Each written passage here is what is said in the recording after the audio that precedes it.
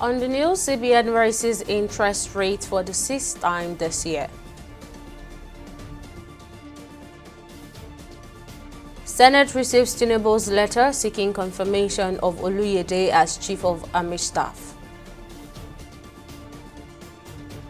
And Governor Babajide Sanwo-Olu suspends media aid for saying EdSARS arsonists were hunted and executed.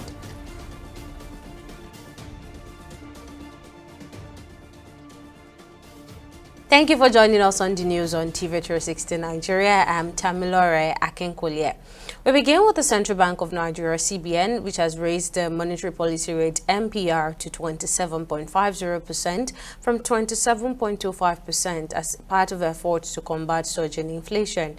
This followed the meeting of the Monetary Policy Committee MPC of the Central Bank of Nigeria. The monetary policy rate measures the benchmark interest rate. The CBN Governor Olayemi Cardoso announced this in Abuja on Tuesday during the last MPC meeting of the year at the Apex Bank's headquarters. Cardoso said the MPC voted unanimously to raise the MPR by 25 basis points from 27.25% to 27.50% and retain the cash reserve ratio CRR at 50% for deposit money banks and 16% for merchant banks. Decision to further tighten policy and thus decided as follows. 1.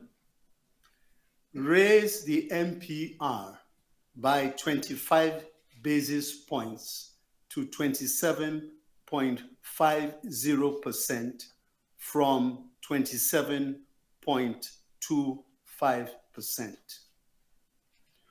2.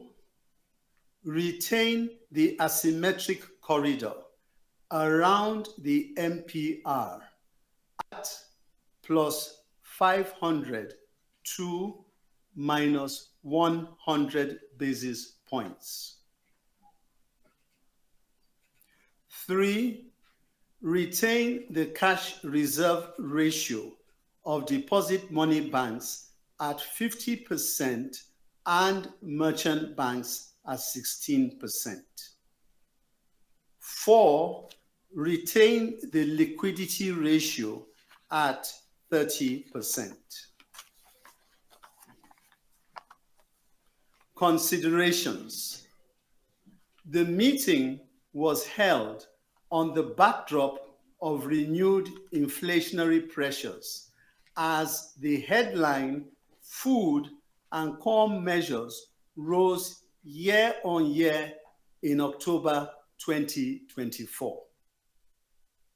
Meanwhile, President Bola Tinubu has written to the Senate seeking to confirm the appointment of Lieutenant General Olufemi Oluyede as Chief of Army Staff. Oluyede has been serving in acting capacity since his appointment on October the 30th. Tinubu said Oluyede's confirmation is under the provision of the 1999 Constitution as amended and Section 18, Subsection 1 of the Armed Forces Act. The request was then referred to the Senate Committee on Army to screen and present the report to the whole committee for further action as soon as practicable.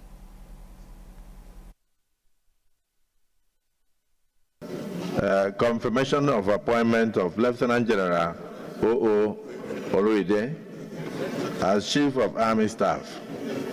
In accordance with the provisions of Section 218, Subsection 2 of the Constitution of the Federal Republic of Nigeria 1999, as amended, and Section 18, Subsection 1 of the Armed Forces Act, I am pleased to forward for confirmation by the Senate the appointment of Lieutenant General Oluyede as the Chief of Army Staff of the Federal Republic of Nigeria. Lieutenant General O.O. Oluyede has been serving diligently in an acting capacity since his appointment.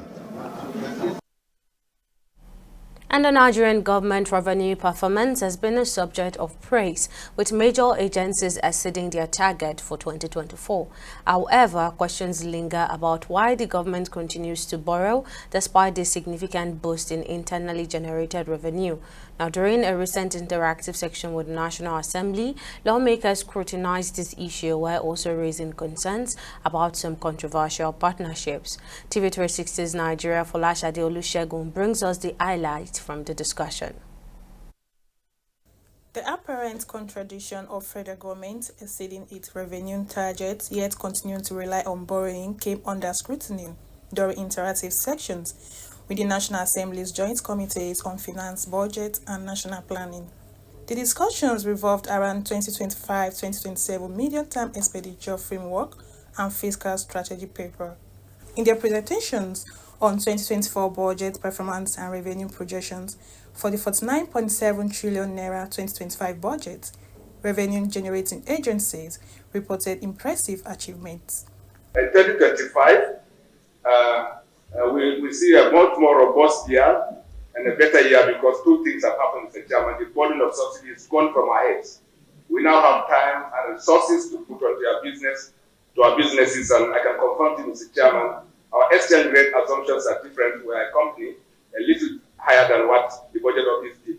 But on the basis of that, Mr. Chairman, we will deliver at least 23.7 trillion naira.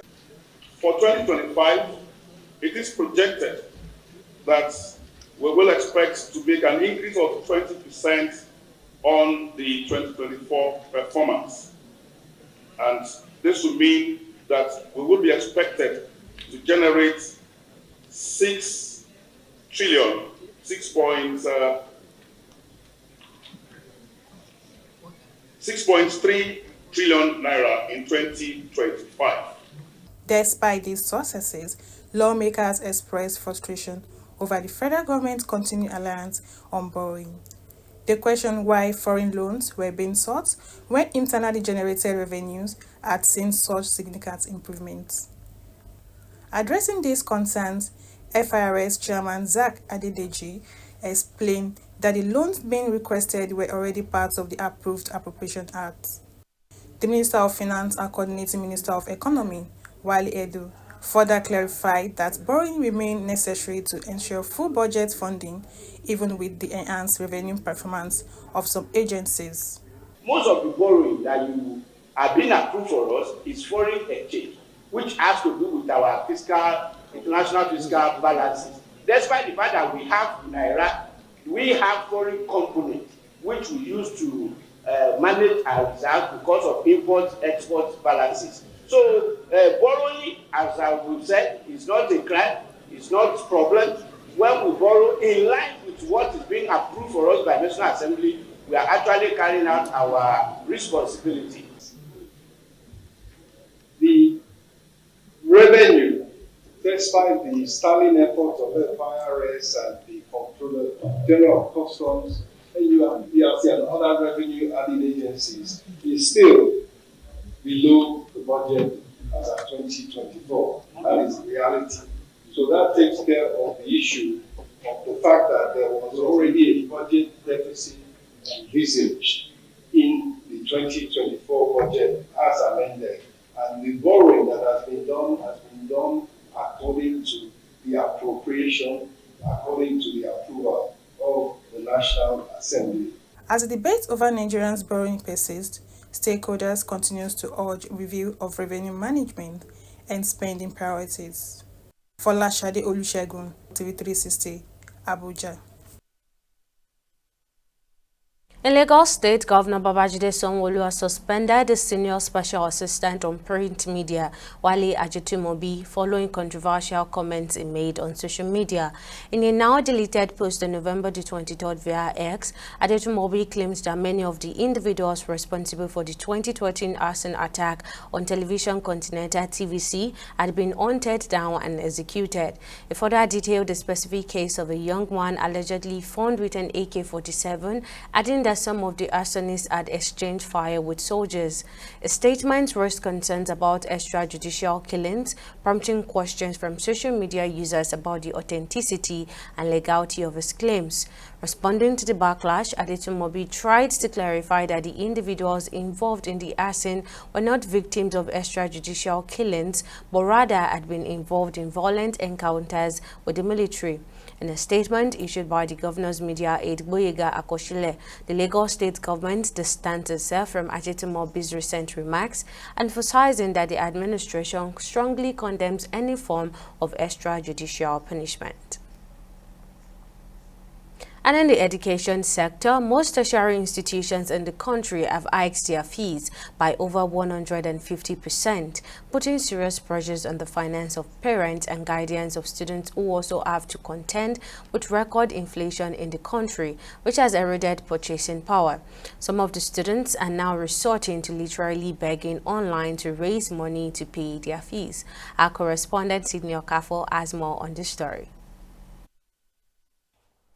It's a sign of tough economic situation in the country. Nigeria is grappling with a serious cost of living crisis, and with many tertiary institutions hiking their fees, some students are facing a struggle to pay the new fees. Quite a number have turned to the social media to beg for funds to pay their tuition. And here is one example on X. A student with a handle at DexMy put out this post soliciting 110,226 naira to pay his school fee at the University of Ilorin. I know a lot of my friends that had to drop out, and they're like, oh, they can't handle this, they can't do this, they can't pay. I know a friend of mine that left because I did ND and I moved here. So I know a friend of mine that left, he got admission before me. We were happy about it, we celebrated. Then he told me that he has to go back to Yabatech. You get, now Yabatech to increase their own fees, so everything is just wonderful. You know, it was inevitable in terms of the way, the direction the nation was going to. I think even in terms of the supposed renovations and everything that the school had said that they are running and everything, and you know, I think to some extent we can see the renovations. So it was a no-brainer to see that there will be an increment in the school fees and everything. So I would say it was inevitable, and if I want to say that affected, of course that affected me. Before the latest tuition fee increases, fresh students at Nigerian universities pay between 20,000 to 30,000 naira. But the latest increment ranges from 203,000 to 412,000 naira. Some reasons for the fee increase include the rising cost of maintenance, the need to keep staff motivated, inflation, and the need to provide world-class education. Some universities that have increased their fees include the University of Nigeria Nsukka, Bayero University Kano, University of Lagos Akoka, University of Jos, Obafemi Awolowo University, amongst others. The whole situation for parents now is like an elastic string that when you continue to pull and pull and pull, at a time it will get to its elastic limit, and if you attempt to stretch it beyond its elastic limit, it might cut or break. So Nigerian parents are presently at that point where any further stress on their finances may be catastrophic. A professor at the University of Lagos has urged students with challenges in paying their fees embrace the student loan scheme provided by the government. And I think what the government is doing really is to sensitize the people from the southern part of the country, which we are also trying to do. So you also are eligible to take this loan. If you take the loan, you don't need to resort to begging. And what are the criteria for you to be eligible? You must have your matriculation number. You must have registered with, as a student of a particular institution. The university or the polytechnic or college of education must have your details. These are where they, harvest all the details. So when you put your matric number, you put in your details, so they can verify that you are actually Nigeria and you are eligible. And if you are eligible, and I think the organization has been doing their best to be able to make the fund available. Since the student loan scheme was formally launched in August 2024, 12 billion naira have been disbursed to successful applicants by the Nigerian Education Loan Fund to support students pay their fees. It's therefore a surprise that some students would be resorting to the social media to beg for money to pay their fees rather than to approach NetFund. Sydney Okafor, TV 360, Lagos. We'll now go back to our top story on the CBN increasing the interest rate to 27.5. Shokpito, who is an economist, who will be joining me to discuss this topic. Now, thank you for joining us, Mr. Shokpito. Now, how effective is increasing the interest rate to addressing Nigeria's inflation, considering the fact that the inflation keeps rising every month? Well, I mean, the reason the inflation continues to rise, in spite of, persistent hikes over the last almost 2 years now, is that what's driving the inflation is not demand pull. It's not excess money supply. So if it was excess money supply alone, then, all of the hikes that we've experienced for almost 2 years would have abated inflation as it has in other parts of the world. The problem is that we also have cost push that is driven by some monetary policy and some fiscal issues, security concerns, food security problems, logistics and transportation issues, and so on and so forth. The cost of petrol, subsidy removal, all of that combined is actually what is driving inflation. So hiking rates alone cannot do it. We have to see a very well-balanced mix of fiscal policies working in harmony with the monetary policy. So the CBN is doing all it can do, and it will have some impact, but it cannot solve the problem until we fix these fundamental structural issues. I'm afraid even if you hike interest rates to 40%, you won't see an abatement in inflation. The objective, of course, is to get NPR to actually be higher than inflation. And I know that's why we continue to do this hike. So hopefully the idea will be that inflation will start coming down and it will come lower than NPR, and then we can begin to see a reduction in NPR. But until then, I would suggest that the CBN should just be careful with this, because if you go too far, you are going to affect GDP growth as well, negatively. All right. Thank you for your opinion on that topic, Mr. Shokpito. We're now going to short break, but still to come, House of Reps urged the Nigerian government to provide security for transmission towers nationwide over constant vandalism. Details of the story after this short break.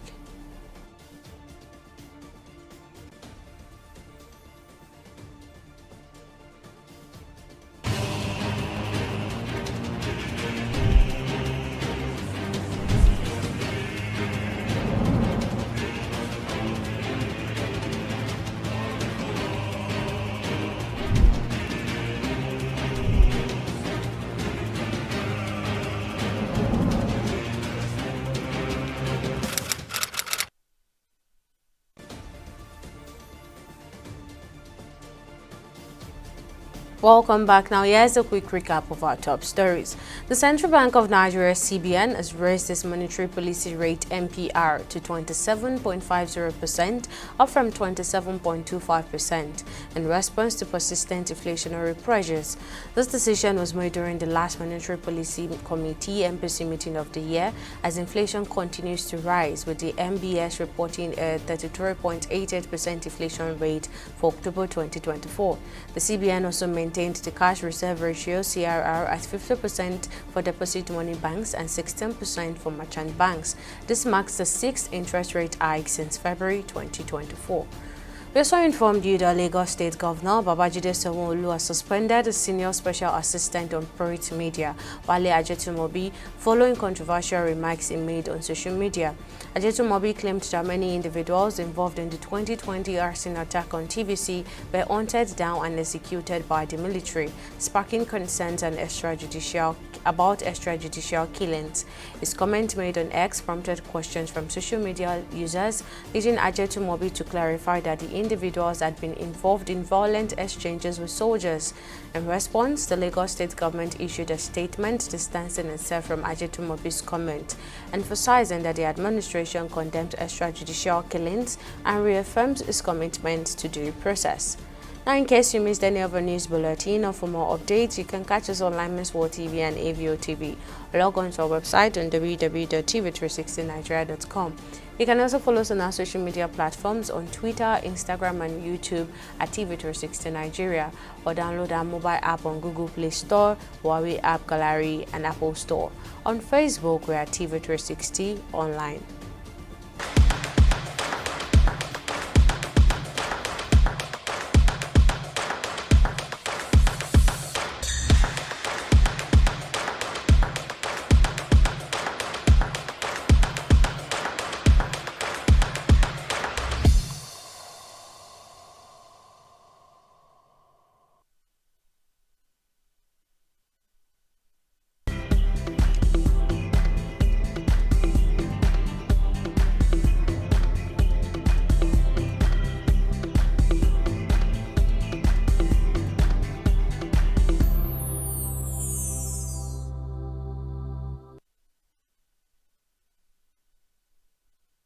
It's now time for business news. Let's join Joy Uche. Jim is on standby. What's the latest, Joy? Thank you, Tamilore, and welcome to Business News. Now, in a bid to shape Nigeria's fiscal future, the Joint Committee on Finance and Budget Planning of the Senate and House of Representatives convened a stakeholders meeting to deliberate on the 2025 to 2027 medium-term expenditure framework and fiscal strategy paper. The chairman of the Senate Committee on Finance, Senator Sani Musa, in his opening remarks, described the MTEF and FSP as essential tools for guiding the nation's budget. According to him, the meeting aims to align the nation's fiscal policies with its development priorities while addressing economic challenges. To draw a parallel, South Africa, for example, recently reported a tax revenue collection of 1.686 trillion rand, approximately about $94 billion for the fiscal year ending March 31st, 2023. This fell just slightly below its 1.692 trillion rand target, reflecting disciplined revenue generation and accountability. For Nigeria to achieve similar or better results, we must requalify and diversify our revenue streams. The reality of the renewed POP agenda, the 8 priority areas, are to strengthen the macroeconomic environment so that it can include all. And a number of measures which have been taken and which have been supported by the National Assembly, we believe the heavy lifting phase has been undertaken. Even the exchange rate is supportive of domestic production, because today, as an importer may feel the exchange rate is not so favorable, but our exporters are smiling. So we want more domestic production. We want more of our young people supplying talent outside the country. And still on business, the House of Representatives has called on the federal government through the Ministry of Interior to urgently enhance security at transmission towers nationwide to prevent vandalism. This resolution followed a motion of urgent public importance by Honorable Oboku Ofoji during Tuesday's plenary. Presenting the motion, Ofoji noted that on July 29th, residents of Yenagoa, Bayelsa capital, woke up to a total blackout.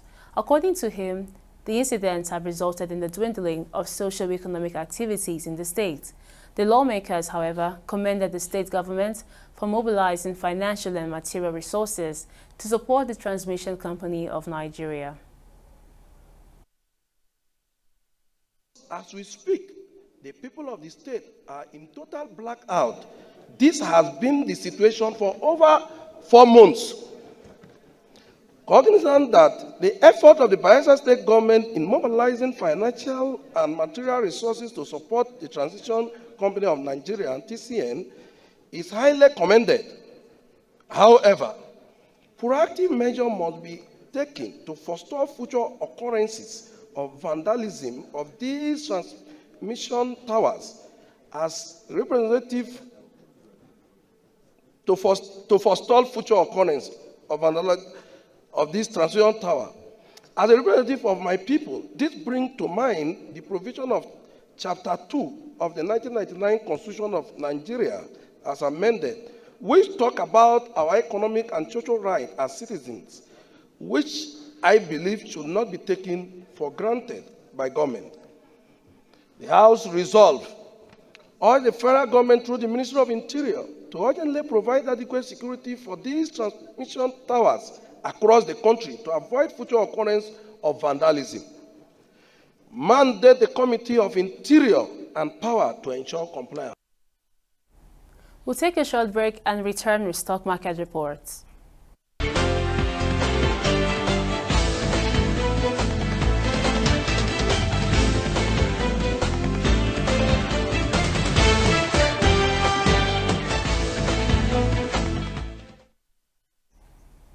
Welcome back. Now, after a rough start to the week, the Nigerian market has made a modest comeback following Monday's dip. Now, it bounced back with a slight gain of 0.01%, and the market cap surged by over 10 billion naira, ending the day at a solid 59.19 trillion naira.